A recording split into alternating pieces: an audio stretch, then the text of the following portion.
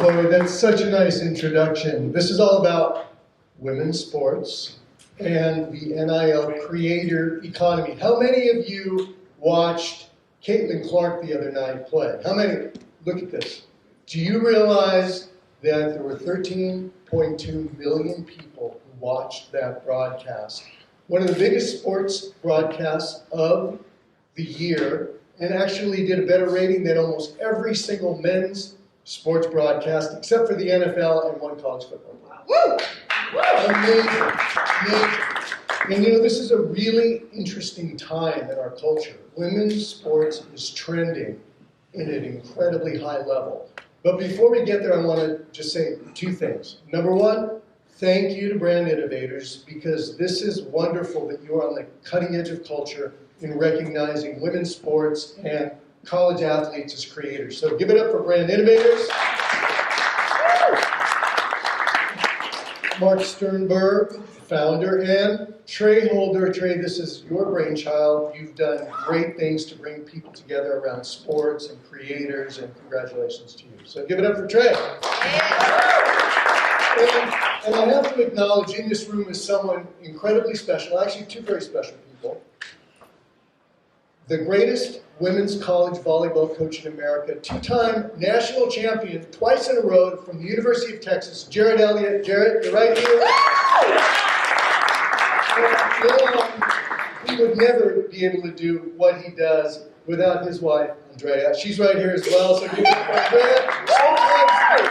Sometimes people take her for Maddie Skinner's twin. Someone mixed them up earlier today. I know, who was that? Pearl, was that you who mixed up Maddie and Andrea? Don't ever do that again, but it's okay. We can let it go this time.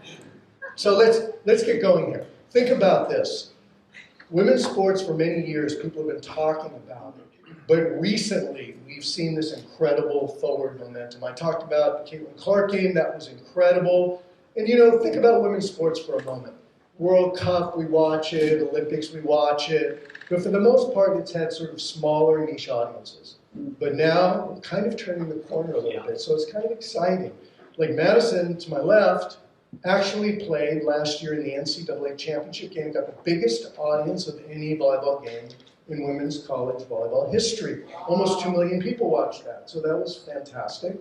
That was fantastic, and we see little moments like that creeping up more and more and more, so that's really exciting. The other thing is athletes today have more influence in culture than ever before, which is really exciting because they're not only endorsers of products, but they have their own way through social media of reaching directly to their fans. And now they become infinitely more valuable. So that's something that's really exciting and really, really interesting. So let me introduce this incredible panel. Actually, they're just two remarkable people. First, I'm going to start with Maddie.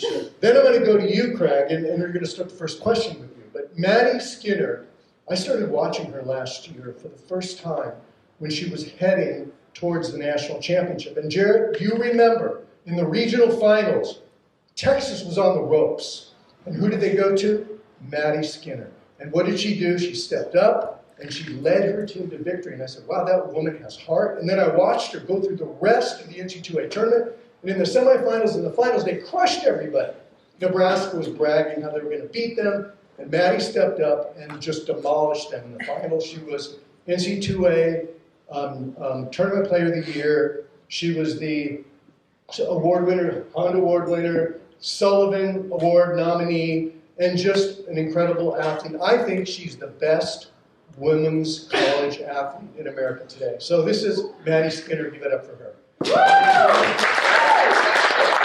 I can't wait to talk about this guy, Craig Brommers. I've been friends with Leonard's our hype man. Just sit here and enjoy.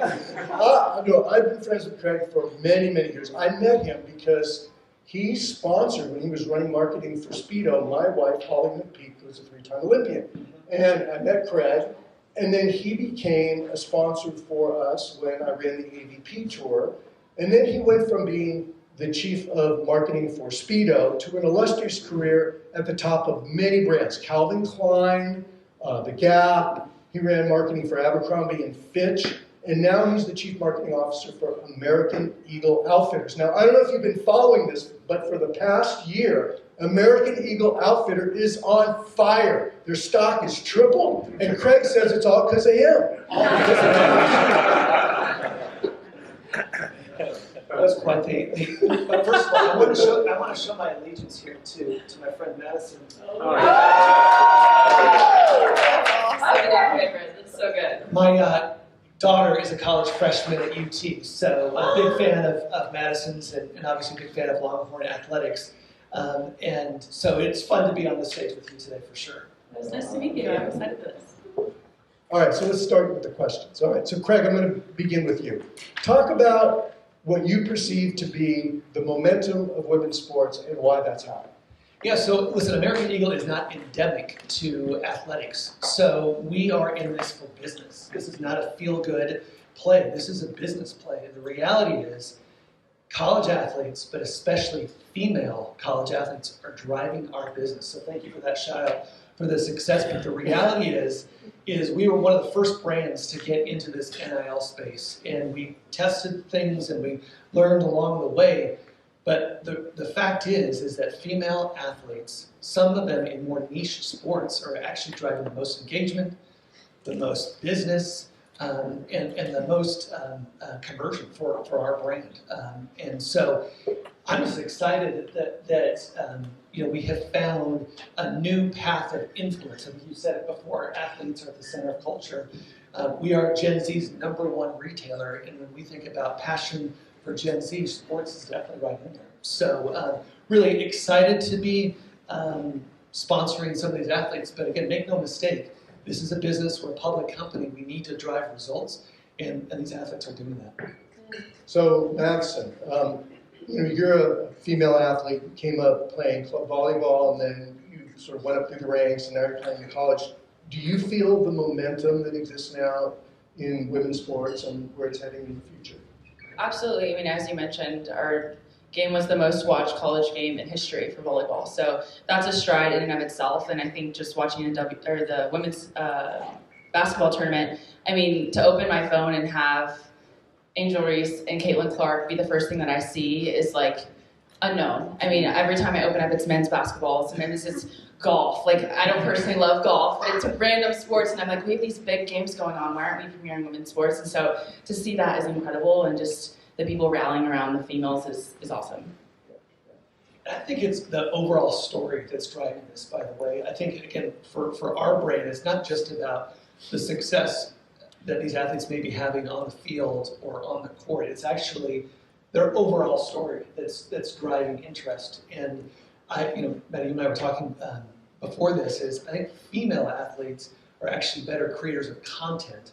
And that's why I also think that brands like ours are leaning heavier into female athletes because they drive such great engaging stories. I think part of that too is our content almost has to be aesthetically pleasing or really enjoyable to watch in order for us to get followers or get engagement. And so, I mean, the boys tend to just get a lot of followers just for playing their sport and don't put a lot of effort into it. And so I think that we have to do that in order to get brand deals, in order to be able to work with incredible people. And so, I mean, that's just another plus of working with females. Sure. So Craig, you say that you're like a leader in the NIL space. I understand that, and besides taking full credit for the great, but here's I think what's really interesting. You and I talked, I remember at the beginning when NIL all of a sudden was a thing. You go, I'm trying to figure out what to do here. My boss wants me to sign a bunch of Ohio State athletes, and I'm trying to figure. And you did figure it out. So tell me sort of like the steps you took to figure out who to sign up to do NIL deals with you.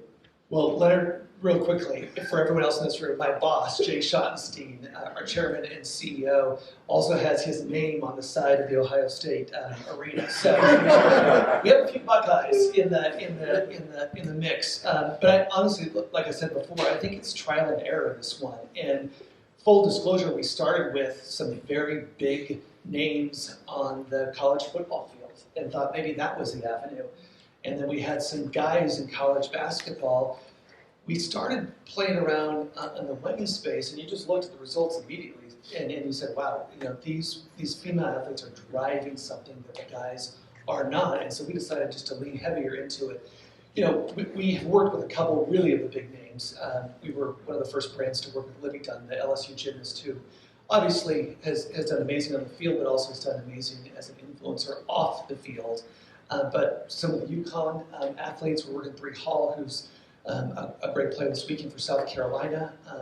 So again, we just kind of found our way into it. We made some mistakes along the way, self-aware that we did. But I think we've now found this sweet spot, and we're probably 75-25 female in terms of NIL athletes, because again, they're driving results. Interesting. So, Maddie, I think it's interesting that when you first started your career, athletes couldn't make money on their name, image, and likeness, and now they can. So at some point you realize, wow, I can make money. So tell me how that progression worked in your mind and what happened in your mind when all that came down. Yeah, so whenever NIL kind of got passed, I was at the University of Kentucky. So I was there for my freshman and sophomore year, and then I transferred to Texas, which that's a whole nother story. We could be here for hours. But I originally told Jarrett no, and he was like, that's not an option. Like, you at least have to come see. So fell in love with it, and didn't have a single NIL deal until I got to Texas. So Kentucky is obviously a little bit on the smaller side. And I think there was only one girl on our team that was getting NIL deals. So I moved to Texas and kind of got my first one. I was like, this is awesome. I mean, just to have some extra money in the bank, and obviously our stipend is amazing. Just have some cushion whenever I get out of college was something that was super important to me. So just having those come in, and now I'm signed with an agent, and so I have someone helping me out, and it's been great for my brand, and like I said, gives me some cushion when I'm coming out of college. So what do you do just to create content? What's your mindset around making yourself more like a media company? I think I try, at least recently, I've tried to incorporate more just kind of my everyday life with my content. Most of my followers are obviously in the volleyball sphere. They want to see what I'm doing in practice. They want to see what's in my volleyball bag. And so I try to find the balance of, yes, that's a big part of what I do, but also I want people to know me as a person. So if I can just share things about my individual life that people might find interesting, I try to find that balance as well. I love that. And Gen Z is known for hustle, right? They're the ultimate hustlers out there. And I think athletes are the ultimate expression of that hustle, because you have to be great at your sport, you have to be a student at the same time, you also have to be unbelievably detailed and organized. And I think that there's something that is more substantive to college athletes in terms of influencers or creators, at least that we're finding, than maybe the kid you find in LA or Hollywood. I think there's something more authentic and real that our audience is engaging with. So, Craig, talk about the criteria you use when you evaluate who to sign to be a part of the American Eagle family. It really is about the overall story. And again, someone could have amazing success like Maddie, and that will catch your attention. But for us, we're actually more interested in the complete person, the values of this person, what they stand for, are they making an impact in their community? Obviously style is important to us as well, but that is way more important than the X's and O's and the championships and all of that, because Nike and Under Armour and those brands are probably keeping an eye on that. We want the full picture of the human being. Well, speaking of that, why don't you talk a little bit about your core values, what's important to you and how you look at life? Yeah, I think my first one is my faith. I mean, I was born and raised in the church, and it's just always been a part of my life, and it's something that kind of keeps me grounded, and I think it's the reason why I can do what I can do. But just balancing all the things that I have to juggle, and preserving relationships as well. So I'd say one, my faith, and then just my family and the people surrounding me in my circle. I have, I think, 6 siblings, and it's so fun to be a part of their lives, and just to be able to inspire my younger sister who plays volleyball as well. So I would say just my family, and then my friends and my circle are just the things that are important to me. Well, one thing that I found just unbelievable is when every time you get interviewed, you start to talk about how important your teammates are. I was really impressed with that, because you were just on fire and head and shoulders above everybody, but you always kind of went back to your teammates and your coach and all the people in your life that are really important as sort of your tribe. So kind of talk about the way that you view that. Yeah, I mean, our core values for Texas are people, dedication, and excellence. And so the first thing on our thing is people, and it's all about the people that you're surrounded with. I mean, we're trying to push one another to be the best versions of ourselves on and off the court, and the relationships and the friendships that I've developed in college have just been something that I know I'll cherish for a lifetime. And so, I mean, we're in it. We're in it every single day with one another. We're in the gym, we're sweating, there's tears, there's blood. And so we really get to know each other on a deeper level. And so that's the only reason we're able to be successful, is just having amazing people and athletes surrounding us every single day. We got to talk afterwards, Maddie. So, Craig, talk about some of the most successful relationships you've had in the NIL space and how that could potentially evolve in the future. Yeah, I mean, I think Libby is probably the one that is the biggest and has had the most impact for us. I mean, literally, when Libby would wear a certain pair of American Eagle jeans, the sales of that particular jean would literally skyrocket overnight after she posted. I think she has true influence over our business trajectory.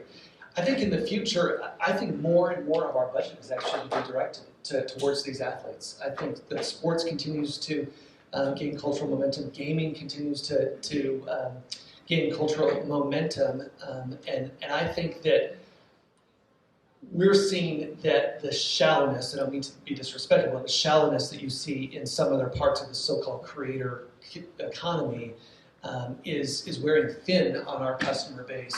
And again, people are looking for people with values that are bringing something substantive to the table. So I think that's where these athletes have a really interesting future in the near future. Yeah, so I started, thinking about the way that some iconic athletes utilize social along with somewhat traditional advertising. And, most of the creator economy stuff has been user-generated content.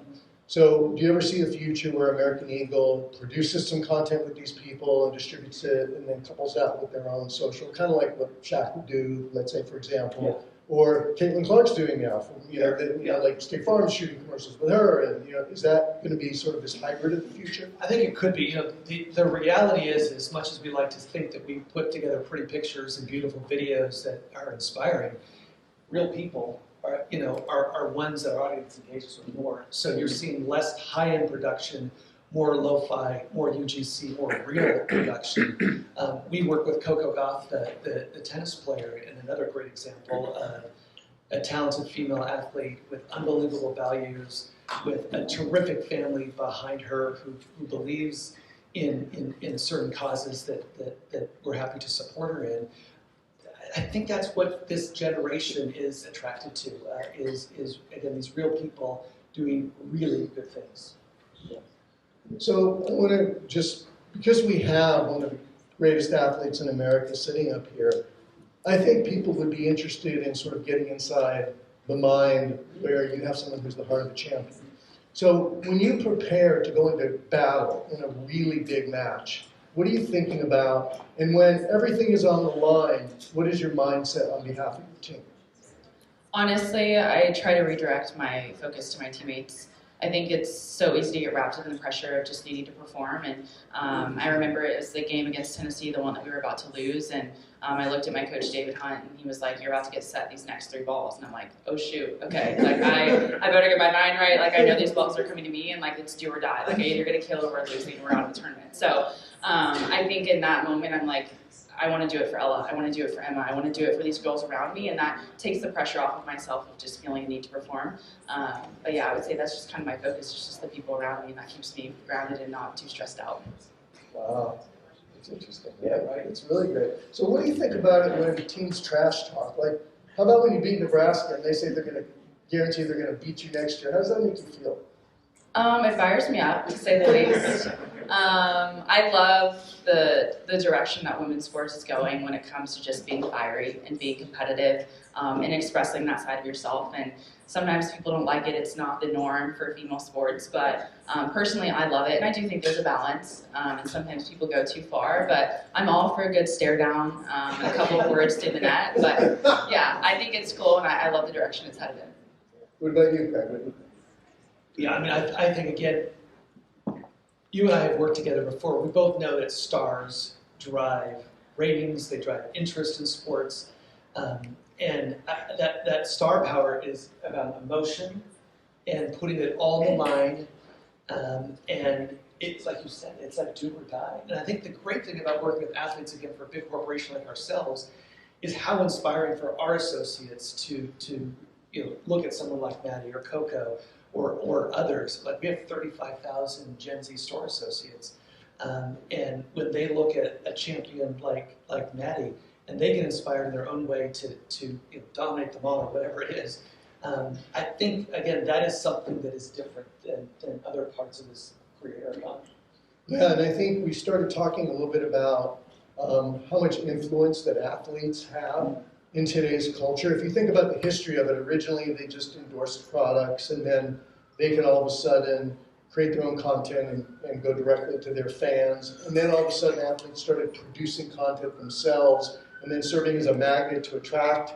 And then they're influencing culture beyond sport in so many different ways. So, Maddie, at this stage in her career, is probably at the most exciting time in our history to be an athlete. Do you agree with that? Absolutely. And again, you talked about the ratings and for your championship match as well. Everyone is excited. I was on a plane ride today from New York in for the weekend, and everyone is talking about the women's college basketball game. And most of my flight were fans of UConn for the men's game, but I honestly heard more people talk about the women's game tonight than the men's game tomorrow night. It was unbelievable. No, well, the tickets are going, for much more for the women's game than they are for the men's. I think you've probably heard that. The rating for tonight's game, Caitlin Clark and in Iowa versus Paige Beckers and UConn is going to be sky high, way higher than the men's. So it's a really interesting time. And as you were saying, Craig, I think it's really important for people to realize that it's critical to build stars in women's sports because that's what drives ratings and that's what drives fandom. And that's sort of a challenge that we have because a lot of women's sports is still niche in terms of viewership. So I think the momentum is starting to grow, and if we do our job right, if we get enough of an engine behind women's sports, because it takes a real village to do this. It can't just be one person or one company or one media. It's got to be a whole coalition of believers. And those believers can drive, fandom and ultimately ratings, and then ratings will drive revenue. I mean, I have one example for you that I think is, powerful, and that is the biggest gender gap in pay is between the WNBA players and the NBA players. Of any profession, it's $150,000 for the WNBA players and $10 million for the NBA players. And the only one simple reason for that is viewership. I mean, that's it. Yeah. So you have to create a regular, systematic increase in viewership, and through that, all of a sudden, women's sports will grow and grow and grow, and then you'll have more gender equality. So, people like Maddie, when people fall in love with her and they want to watch her, that's going to drive it. Just like with Caitlin Clark. She's the Caitlin Clark of women's volleyball. I mean, really and truly. And she has 1 year now to show how that can work. And, I hope, we can all be excited to get behind it. And you better get behind it in a big way, Craig. I'm there. I'm already there. So, we should have people from the audience talk about this because it's a really interesting subject. So, can we, anybody want to ask any questions of Maddie or of Craig? Yeah, go ahead. Maddie, what was your favorite campaign that you've done so far and why? My favorite one was probably one of my more recent ones with Academy. So they kind of gave me full range to take it in any direction I wanted, which is awesome. It wasn't a set, like you have to do this has to be the caption, these posts, etc. So I decided I want to try to give back to a community in Austin. So it's called Side by Side Kids, and it basically is an after-school program for underprivileged kids in Austin. And so they go there after school, they have rec, they'll feed them dinner, because a lot of the kids don't get dinner, and then they'll help them with their homework. So I was able to go there to Academy and just buy some stuff and then donate it and play with the kids. So that was a highlight, just to be able to interact with the community, because with our schedule and everything we have going on, it's not always easy to do that. So I think that was probably my favorite campaign, and it meant the most. Wow, love that. So do you do anything in the community with your company and the athletes that you work with? We definitely do, and I would say in my 3 years here at American Eagle, the issue that's probably emerged for our customer base and therefore the athletes we work with is mental health. And just the struggles that some have gone through in this period. And we're real proud to have raised a lot of money at Roundup at the Register. I mean, we're talking well into 7 figures on behalf of some of the causes. So I think that mental health, I don't know, Maddie, if you're here, not teammates or UT as well, is something that I don't care if you're an athlete or you're just a student. It is something that's affecting everybody. Absolutely. I mean, it's something that I struggled with at Kentucky in my last year. I literally had no motivation to do anything, and that's something that I haven't really been open about, and I want to at some point. But I mean, I started going to therapy. I was getting a lot of help from people around me, and it's so important, and it's such a taboo subject at some points, but I think it needs to be talked about, and to know that you have support and people around you that want to help you is awesome. It means everything.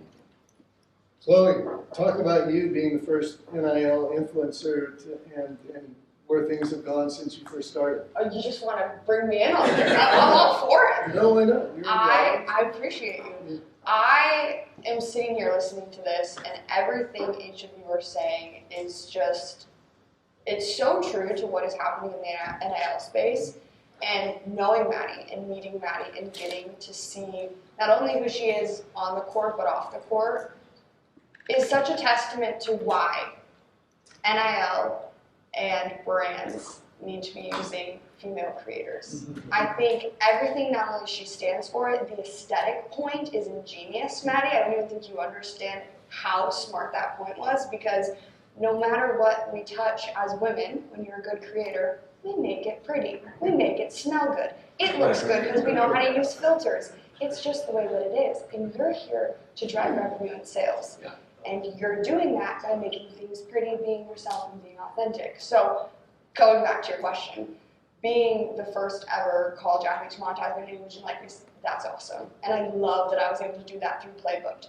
But seeing how female NIL creators have evolved since I first did it has been such a blessing, has been so cool, and I'm really proud of you, girlfriend. You're killing it. And I can't wait to see what's going to happen here. I'm like documenting it, and I'm like, this is the start of a big campaign. Yeah. Yes.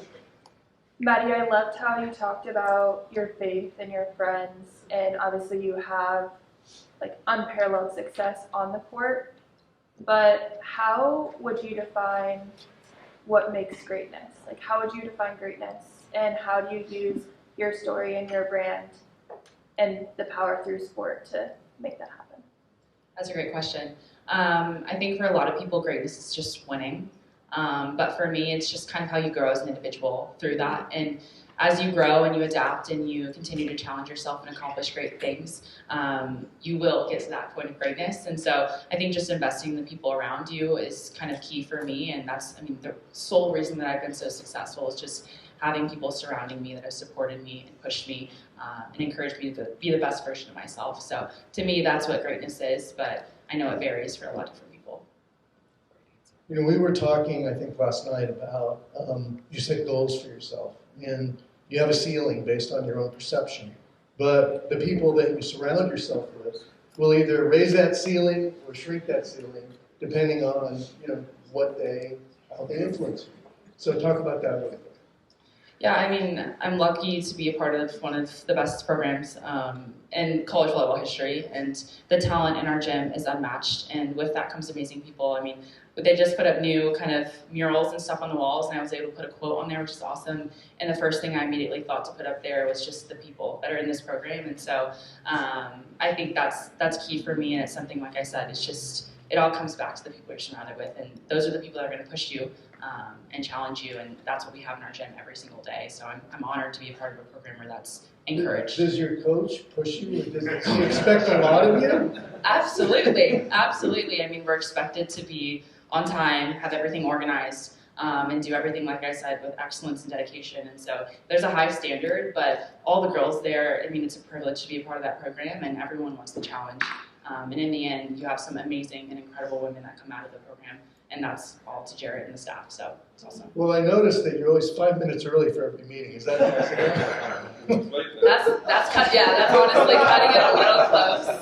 Yeah, 5 minutes is usually my cutoff for Zoom, but if it's in person, then shoot, it's like 30.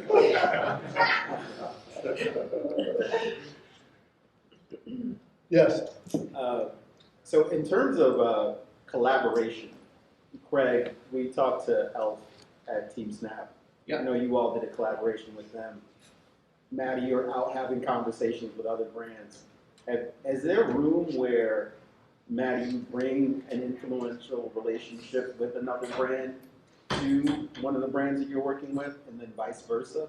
That brand can also bring something to you across the table as well? It's possible. Yeah, I think anything's possible, right? Yeah. I mean, we're always looking for, Collabs. well, collabs, but also, a point of differentiation. I always say, no offense hopefully taken, that Gen Z has the attention span of a gnat. Yes. And the reality is you have to kind of get them to, think, that's interesting, I never thought about that before. There would always be interest in something that is unique and different and drives a sense of urgency. Because at the end of the day, all the companies that Leonard was kind of talking about, that I've had the privilege of leading marketing, we're selling jeans, we're selling t-shirts, we're selling whatever. But we're selling a brand, we're selling values and things that are different out there set us apart. So what are your values in American Eagle? Well, for us, I mean, it's all about being real. That's always been the thing. We're the first company to not have retouching on women in campaigns. Maddie doesn't need retouching. I might need retouching, but Maddie does not. So I think this sense of being real and being authentic to who you are, and then getting out there and living your life, and whatever that means for you, you do you, and we'll support you. So I think that is a great idea. Honestly, it is, and could be fun for an athlete to bring to us at some point. I mean, one of the things we used to do with Shaq is we would bring all the partners together. Yeah. And we called it the Shaq Summit. They'd all come together, we talked about what we're doing, and it was all based around his core values that everybody would share. And then they would all get together, and that whole network would be of benefit to each other, and then great things would come out of that, cross collaborations and partnerships and promotions, and it was sort of cool. You were going to say something? I don't think so. I just love the piece you mentioned about authenticity. And how it's so easy for just people to be like, post this, do this exactly, follow ABCD, but just giving people freedom to kind of express themselves while also staying within the lines of kind of what you're going for is key. And I think it obviously drives engagement, and it's true to who we are and people and athletes. So yeah, and I think for any of us in here that are marketers that work with athletes, I think you're right, Maddie. It's like the loosest brief you could have within reason is what we have found successful. This is not a moment where you're prescriptive. This is a moment you're working with someone for what she stands for, what he stands for. Let them be themselves and go for it. And hopefully you pick the person with shared values. And you have to, right? And if you have, that's where the magic happens for sure. You want to say something? I have a quick question. I know that the word body positivity is a buzzword for both athletes and you at American Eagle. Yeah. I'm such a fan. My mom is literally wearing my jeans that are American Eagle because, yeah, right? Because you not only don't do retouching, but you have very inclusive sizing and the way you promote and the inclusion in terms of your models and even the mannequins in your stores. Big fan. Maddie, I would love to hear as an athlete and as a woman how campaigns and how brands who do include body positivity in their messaging impact you. yeah, I mean, I look back from what I looked like whenever I came out of high school to now, and it's night and day. And it's funny because I actually just posted something a week ago, and someone commented like, "Oh my gosh, your muscle growth is insane," and I'm like, thank you, like, awesome. Like, I'm glad that I'm strong, but your body changes so much as you go through sports, and especially I know once I graduate from college and after I play professionally, my body's gonna change a lot. I'm not gonna be working out every single day. I'm not gonna have the training table that we have with every single option you could possibly imagine. So I think having brands that are open to just working with different athletes with different body types, and they're all so different, from track to volleyball to gymnastics, whatever it might be, makes us feel more comfortable and just confident in our own skin. So I appreciate that. Love that. So Maddie, a question I had, obviously you in terms of like your fandom now, you're going to be given all these major campaigns, especially after what's happening here, it looks like. But I guess my question is, maybe you could talk about your first deal that you had in Texas and the size of that, because we're all getting used to these thoughts of major athletes and big dollars. And maybe you could talk about the size of that campaign and how it might have been a lot smaller and how much it meant to you as someone with a smaller following. Yeah, I think my favorite, it wasn't even, I wouldn't consider it a campaign. I think I was sent a necklace. And I got it, I'm being so serious. It was our exercise, wait, I'm literally wearing it right now. It's literally this necklace, it has an M on it. It's from our exercise brand, and they sent me this necklace with a scrunchie. And I posted that on my story so fast. I was so excited. And I got nothing out of it except for a necklace that I obviously wear every single day.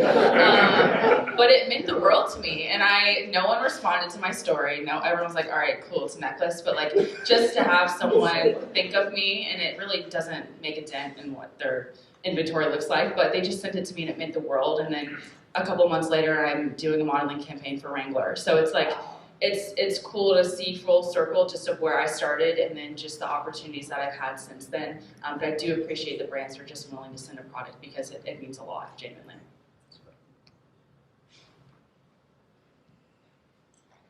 I just have one quick question, just a little off topic. Craig, for you, can you talk a little bit about your pop-up in Austin right now, what you guys are doing there? I think that's pretty cool. No, thanks for bringing that up. We have a big pop-up this week in Austin. We're both missing it right now. No, I'm going to try to go Sunday. Everyone's right up Sunday. I was telling Maddie that Dad's weekend is next weekend, so I'll be in Austin next weekend, so I miss it by a weekend. But this was an opportunity for us to get into arguably America's coolest city. You agree? Mm-hmm. I totally agree. Yeah. I think that this return of being in real life is a thing, like a real thing. I think Gen Z is sick of screens. I think they're sick of Zoom, and they're living their best lives out in real life. And so we are making a very concerted effort this year to help with that movement and are doing something right on South Congress at the Austin Motel where we're giving out coffee and you can shop for jeans and all that kind of stuff. So it's really fun, but this is not a one and done. I think this push into real life is something that we can help accelerate. Kind of back to that mental health comment, to get kids off screens and get them out there having some fun in real life again. So we only have a few minutes left, so I'll ask you one final question. And it's sort of about the future of women's sports. So how fast do you think that the popularity will accelerate, and what will be the catalyst to make it more equal with men? Is there going to be a particular catalyst that you see out there? Well, I'm going to say something that all of us in this room are just going to keep very quiet because my team will kill me because it's not happening for a couple of months. But my Super Bowl in my industry is back to school. So you always have the biggest talent possible fronting your back to school campaign. And this year that person is Coco Gauff. And I think when you think about how things are cutting through, and we have 900 stores, 25 million customers. Again, we're Gen Z's number one retailer, number one seller of jeans in America for women of all ages. I think that's a big statement. I mean, this is not about an NFL quarterback. This is about Coco Gauff being in front. So I think if you can get more big brands to buy into this momentum and help accelerate that momentum, especially behind stars, I think that can be a big difference. Sure. Yeah. And Maddie, would you say, and this is sort of how you can sum things up for the group, would you say that of all women's sports, that maybe volleyball has the biggest upside potential? Absolutely. I mean, hands down, obviously right now it's women's basketball. I mean, you have Caitlin Clark, Angel Reese, Paige, all of those girls that are insanely talented and great people. But I mean, although they're going to the WNBA, like they're leaving college, they're not going to be NIL athletes anymore. And so the way that our sport has grown, especially within the last year, and the people that we have coming back and the talent that we have, I think obviously volleyball is the most entertaining sport to watch, and I'm biased, but it's something new every time and you never know what to expect. So I think there's a lot of potential and it's cool to see Well, we know what's what to going to go. expect when you're in the game. You definitely do that, right? Yes. I mean, we know you're going to step up and you're going to go to the top and be a true champion. So we appreciate that. One final thing as we wrap up. Mark Sternberg, thank you so much for all you do. There he is. No, you weren't here for the opening, so I have to thank you at the closing. You've done great things for sports. You and Trey have done something that will now continue to maintain lots of momentum, not only for women's sports, but for the creator economy. And I think this is just the beginning. So look forward to doing many more things with both you guys. And thank all of you for being here. And hopefully we'll do this much more in the future.